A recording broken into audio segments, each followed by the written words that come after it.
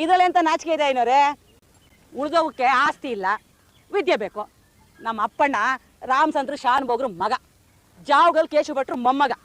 ಅವನು ಯಾವ ಸರ್ಕಾರಿ ಕೆಲ್ಸಕ್ಕೆ ಹೋಗ್ಬೇಕು? ಹಾಗಿದ್ಕೊಳ್ ಬಿಡಿ. ಗಂಗಮ್ಮವ್ರೆ, ನಿಮ್ಮ ನಂಬಿಕೆ ಸರಿ ಇಲ್ಲ. ಆಸ್ತಿ ಯಾವತ್ತೂ ಶಾಶ್ವತ ಅಲ್ಲ, ವಿದ್ಯೆನೇ ಶಾಶ್ವತ. ಅದಕ್ಕೆ ಅಯ್ಯೋ, ಈ ಕೆಲ್ಸಕ್ಕೆ ಬರ್ ವಿದ್ಯೆ ಬಗ್ಗೆ ಅದು ಯಾಕಷ್ಟು ಉಪದೇಶ ಮಾಡ್ತೀರಿ? ನಿಮ್ಗೇನೀಗ ಅಪ್ಪಣ್ಣ ಪಾಠಕ್ಕೆ ಬರ್ಬೇಕು ಅಷ್ಟೇ ತಾನೇ? ನೀವು ಹೋಗಿರಿ, ನಾ ಬೆಣ್ಣೆ ತಟ್ಟದ್ ಮುಗಿತ್ಲು ಅವ್ನು ಎಲ್ಲಿದ್ರು ಹೋಗಿ ಹಾಕೊಂಡ್ಬರ್ತೀನಿ.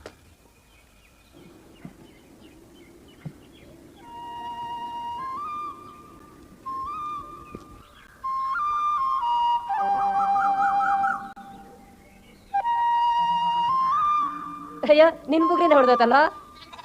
ಇಲ್ಲಡ, ಜೋಯಿಸ್ರ ಬಿಡಿ ತೆಂಗಿನಕಾಯಿ ಹೊಡೆದಾಗ ನಿನ್ ಬುಗ್ರಿನ 2 ಹೋಳಾಗೈತಿಯಲ್ಲ, ತಗೊಳ.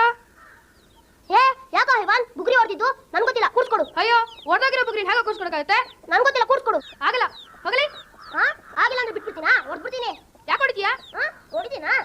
ನನ್ ಗೊತ್ತಿಲ್ಲ, ಕೂರ್ಸ್ಕೊಡು. ಏಯ್ ಬಿಡು, ಏಯ್ ಅಮ್ಮ, ಏಯ್ ಬಿಡು, ಏಯ್ ಬಿಡು, ಏಯ್ ಅಮ್ಮ, ಏಯ್ ಬಿಡು, ಏಯ್ ಬಿಡು, ಏಯ್ ಬಿಡು, ಎಲ್ಲ ನೋಡಿದ್ರ ನನ್ನ. ಅಮ್ಮ ಬಿಡು. ಏಯ್ ನನ್ ಗೊತ್ತಿಲ್ಲ, ನನ್ ಗೊತ್ತಿಲ್ಲ, ಕೂರ್ಸ್ಕೊಡು. ತಮ್ಮ ಬಿಡು. ಎದೆ ಸಿಡಿದ್ರೆ ಒಂದು ಅಕ್ಷರ ಇಲ್ಲ ಮುಂಡೆ ಮಗನಿಗೆ. ಪಾಠಕ್ಕೆ ಹೋಗೋದು ಬಿಟ್ಬಿಟ್ಟು ಇಲ್ಲಿ ಬಂದು ಆಟ ಆಡ್ತಾ ಇದ್ಯಾ? ಹೇಳೋ, 500 ಯಾಕೋ ಪಾಠಕ್ಕೆ ಹೋಗ್ಲಿಲ್ಲ? ಬೋಗಳು ನಿನ್ನೆ ಕೇಳ್ತಾ ಇರೋದು. ನೀ ಮೊದಲು ಕೇಳ್ಬಿಡು, ಆಮೇಲೆ ಹೇಳ್ತೀನಿ. ನಿಮ್ಮ ಮೊದಲು ಬೊಗಳು, ಆಮೇಲೆ ಕಿವಿ ಬಿಡ್ತೀನಿ.